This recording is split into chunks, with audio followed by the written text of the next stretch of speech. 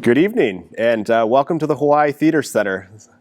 While we let people gather in the room here as we go live, we'll let people settle in, pour yourself a drink, and get ready for some stimulating conversation. Excuse me, apparently I've had too much already, with Iggy here. So thanks again for joining. We'll be with you shortly.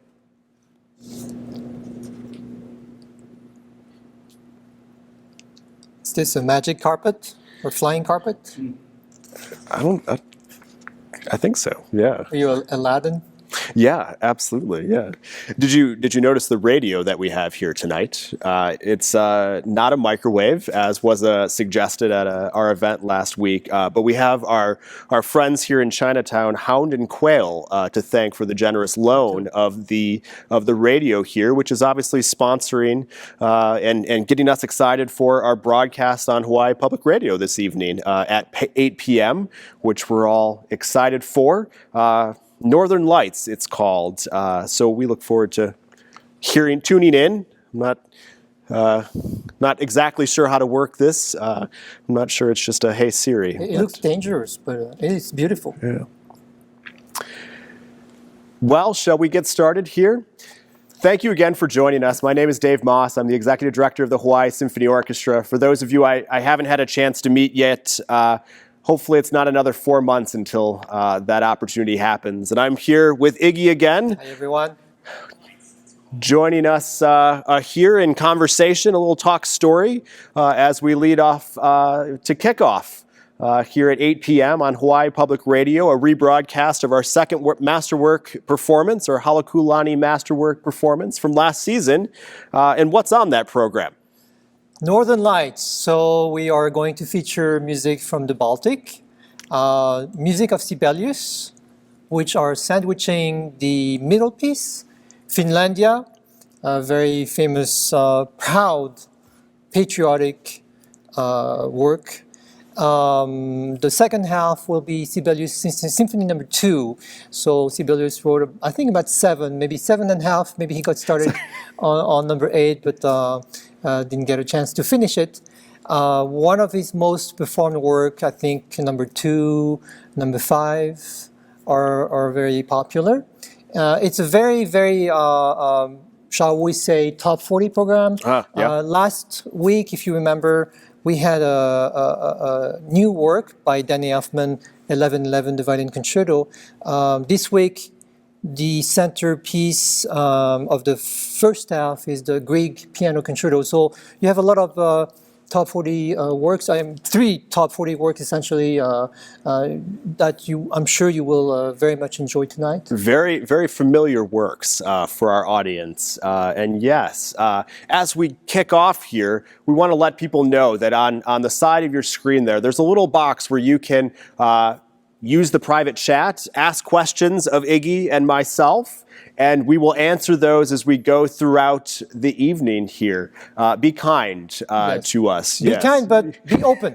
We're open to talk about anything, about this beautiful theater, about Dave's few months here, first few months here.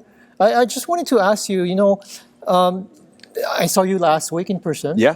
And for me personally, it's sort of a privilege to be here, sitting down, having a great wine that you provided, I think, to be with you. I feel very lucky. I just wish that my colleagues would be here on stage. I feel like the audience could be here. So this past week, unfortunately, hasn't been that much fun. If you read the news, you're my boss, actually. How do you find hope at the end of the day so that you can get started the next morning?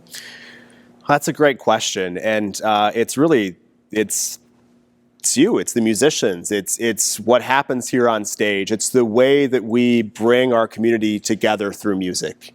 You're right, every morning is a challenge. We wake up and the news is rarely something better, especially this last week. And, I think one of the things that takes me through this is knowing that we're going to emerge from this. We're resilient. And this orchestra, I think, is going to provide I know this orchestra is going to provide a landscape, something to carry us through these coming months here as we resound from all of this. And, that idea of Sounds of Resilience has been something that we've talked a little bit about here this evening, that we're excited to thread through our performances in the coming months, whatever those may look like. But for me, it's how we serve the community, and what drives me every day is just the opportunity at hand. I think that we as an institution and an organization and as a whole genre have relied so heavily on people gathering. And it's allowing us to stop and ask the question, why do we gather?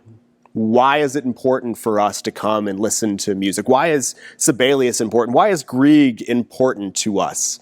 And it's really that narrative, that challenge, that question that I'm always searching for as to how we bring this community together. And I think that just the opportunity at hand, with the ability to connect with you all at home here tonight through this channel, and for us to have this conversation, is a step towards returning to music together and building that community and engaging that community that's so important. So and kudos to you, because it seems like the goalpost kept shifting every single day. So you need to adapt, right? We do. We have to adapt, and we have to ask ourselves what's important. I think that the challenges that we face at the moment, it's not anything that we can't overcome. And I think we have to change ourselves. I think we have to change as an organization, but stay true to our mission, stay true to serving this community, and stay true to the music. I think those are all things that are going to guide us through. That's right.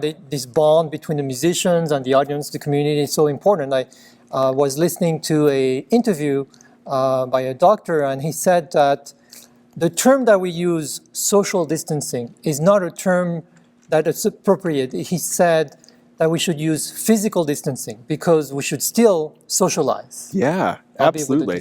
Huh, interesting. Yeah. Anyway, so yes. Well, tonight's program. We are going to hear Sibelius, as you mentioned, a little bit of Grieg. Tell us about the soloist, the conductor. You had a chance to be here in the same room with them. Yes. Tell us what that was like. Who conducted? So they are part of the Hawaii Symphony family. Maestro is Carlos Miguel Prieto from Mexico, but of course he's been all over the world. I believe he also has a non-musical degree from Harvard. Those are, I think I said last week that I like to make fun of conductors, but often they're very, very bright. Our soloist tonight is Soyeon Kate Lee. She's also part of our family. I think this past fall was her second visit to Hawaii. She also performed as recitalist, so she performed solo pianos. I think the first time with the symphony was Mozart Concerto, and I bet she was very, very happy to perform such an important showpiece that's so beloved of all, the Grieg Piano Concerto. We were talking about it, and conductor Carlos Miguel Prieto and Soyeon Kate Lee, even though they both have played with us, it's the first time they actually share the stage together. So since I have sort of the best seat in the house, I'm right next to them, it's always very interesting to see what kind of rapport they have, how they work together, if it's if they have to do a lot of dialogue, verbal communication, or if they can sense things without talking too much. So I like to observe that ever since I've been concertmaster here. Yeah, that's really interesting, that relationship between conductor and orchestra, conductor and soloist, and soloist and orchestra. It's this menage a trois of how. Sorry, I shouldn't try to speak French in front of you. But yes, right. It's this very complex situation that. When it's executed effortlessly, it's just so beautiful. And it goes to that music as a language. And I think, I'm hitting a really bad midlife crisis right now. Oh.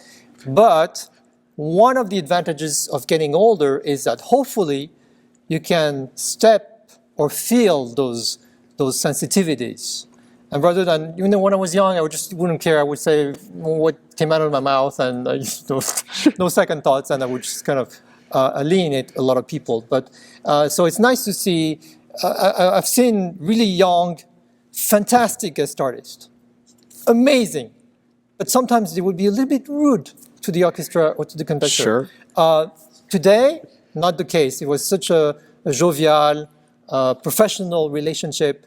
You could see that Carlos Miguel Prieto, who's a violinist, knew the concerto very well, and Soyeon Kate Lee, she's just emanate such poetry when she plays the piano. It was a beautiful relationship, as they say in Casablanca. Yeah. Oh, good. And a movie reference. Wow. Yeah, that's great. Because the Grieg actually appears. It's one of those pieces that it's almost a bit of pop culture. It has been used in many movies, and there's this really there's a lot of trivia around this piece. Such as. Did you know that this is the first piano concerto that was ever recorded?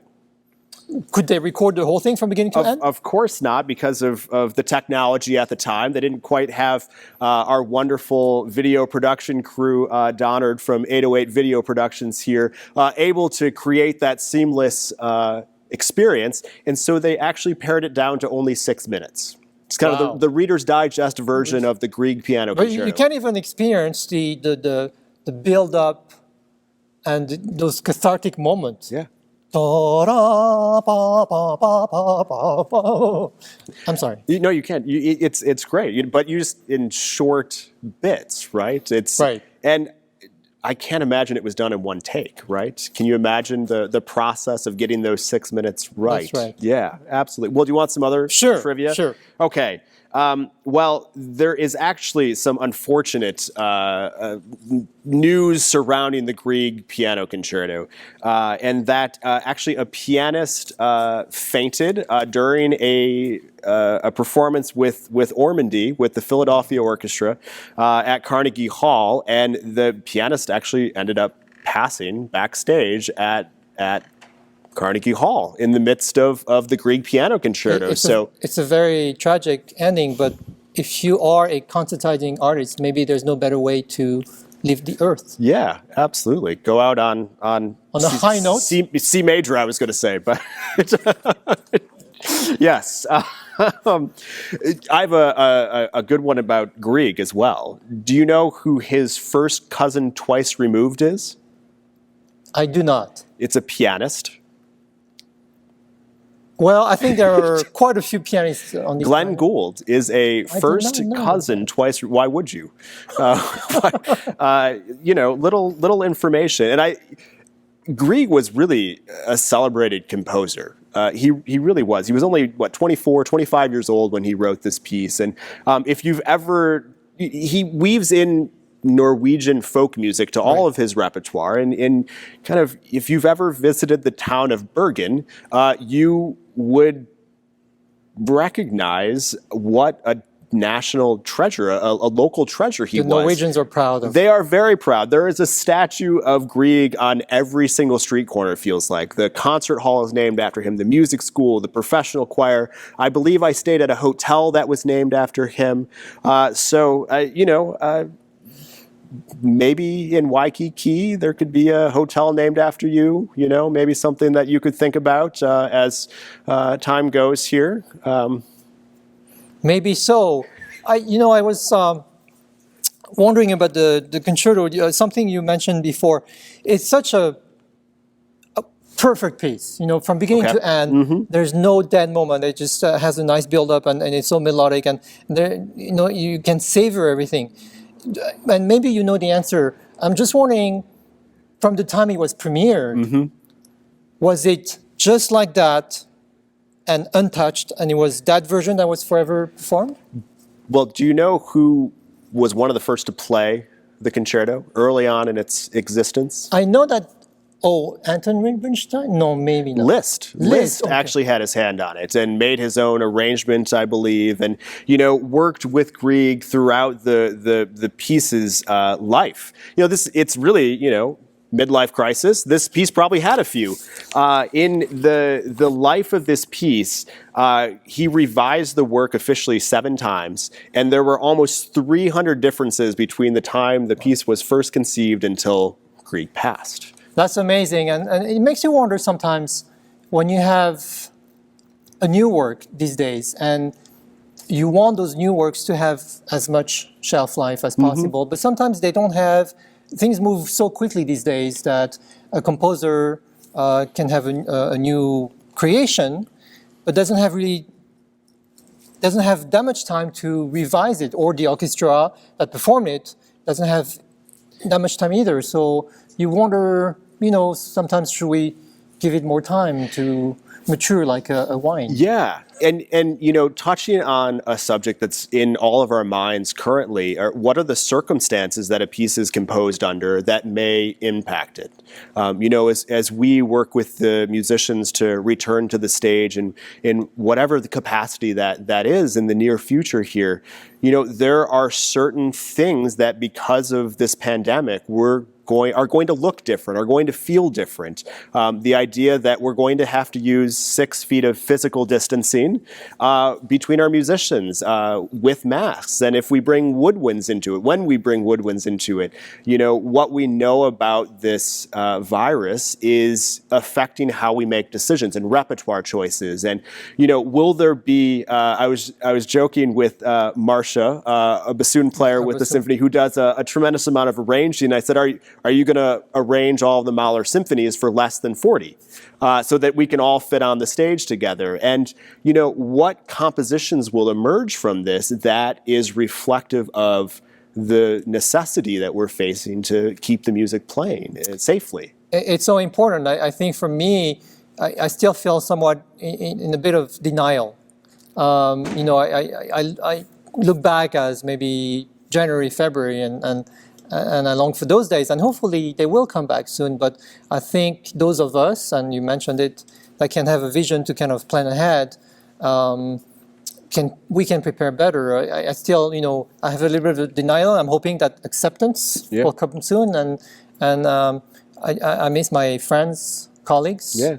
I want to see all of them. Maybe some of you saw my friends, string players, but it's so important to have all the colors on the canvas of an orchestra. Yeah.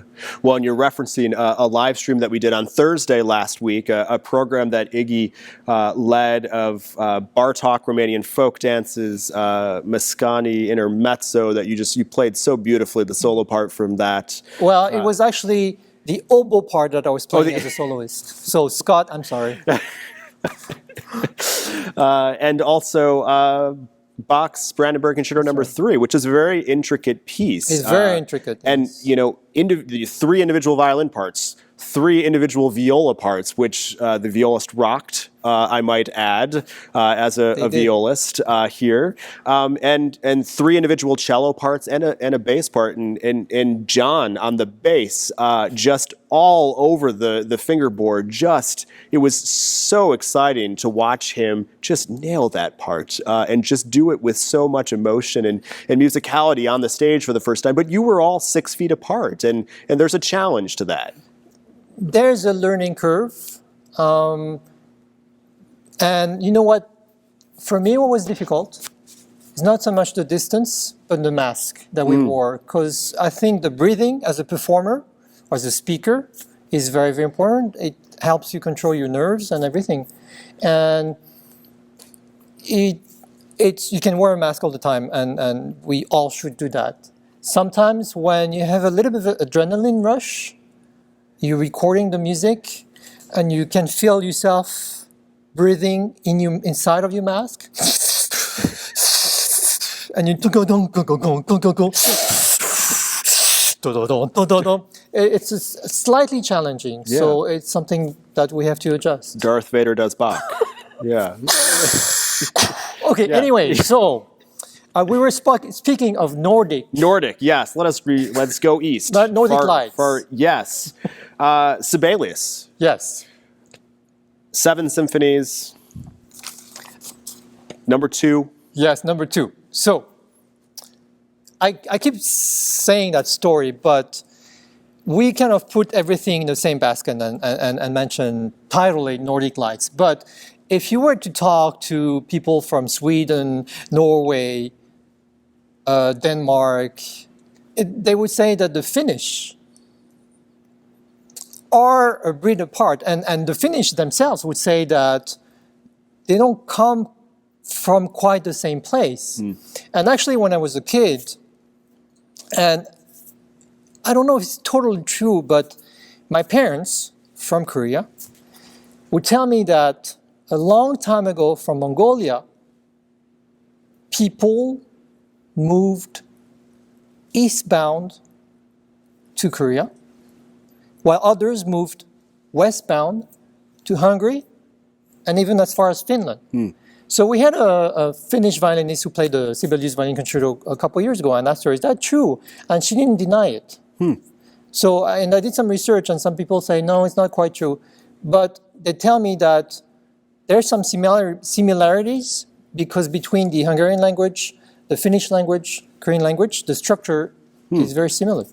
So maybe I'm Sibelius' distant relative? Maybe, yeah. That's possible. I know you're here to be enlightened. I don't know if that enlightened you, but I'm sorry. Okay, Yes. The Symphony Number 2. Yes. I'm not familiar with it. It's not. It's such a top 40 piece. It must not have a good viola part. It's well, Sibelius was wanting to be a concert violinist, is what I know. Okay. Now, in terms of his music, it's very profound. It can be a little quirky, so it's never a straight arrow for my taste. Okay, it has some very grandiose moment and very, very profound and dramatic, but it also kind of throws you off a little bit sometimes. So there's another symphony, number 5, which at the very, very end of the symphony, and instead of ending chom, chom, chom, it ends like shom, shom, shom. So not the case with Symphony Number 2, but this is sort of the thing that myself, as maybe not a Nordic person, somewhat feel is a little bit quirky at times. Yeah. But it has some very beautiful moment. Pa pa pa pa pa pa pa pa pam, and then you hear the oboe. Pam pam pam pam pam pam pam pa da ba da dam pam pa dam. So it's very romantic in its own Finnish way. Yeah. Well, and I think that one of the things when I think of Sibelius, I think of all the tone poems. You know, and when you say tone poems, you know, usually the first thing that comes in your mind is Strauss, Don Juan, Don Quixote, you know, those types of German repertoire. But Sibelius wrote all of these narratives, these storybook symphonies and pieces, Finlandia, you know, as another example. Do you feel that carries over into his symphonic repertoire as Absolutely. well? So last week we talked about program music, Yeah. but the Berlioz Symphony is fantastic, and there's a clear script, and there's a clear story. Finlandia, which we'll talk in just a moment, is almost program music, but his symphony, Sibelius Symphony, there's no narrative per se. There's no script, but you can feel the vast landscape of Finland. You can breathe through the symphony as you walk through the country, and it's very evocative. I would completely agree. But you mentioned Finlandia.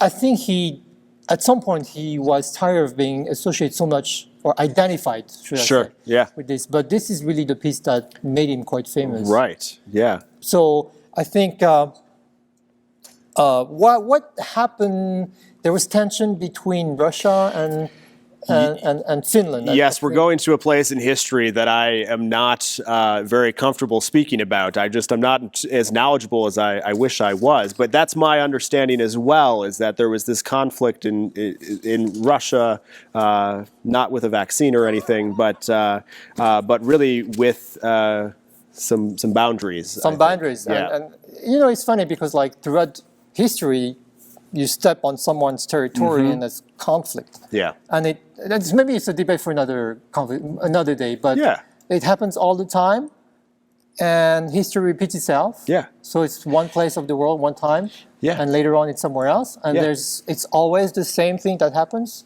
over and over from Greek mythology. Yeah, onwards. So where is this world going? I'm sorry, it's already 7:55. 7:55 here. We've got just a couple of minutes here before we all tune to Hawaii Public Radio, Ep.2, to tune into our performance this evening of Sibelius and Grieg. And I guess before we wrap things up, first of all, thanks to the Halakulani, who sponsors our Masterwork series.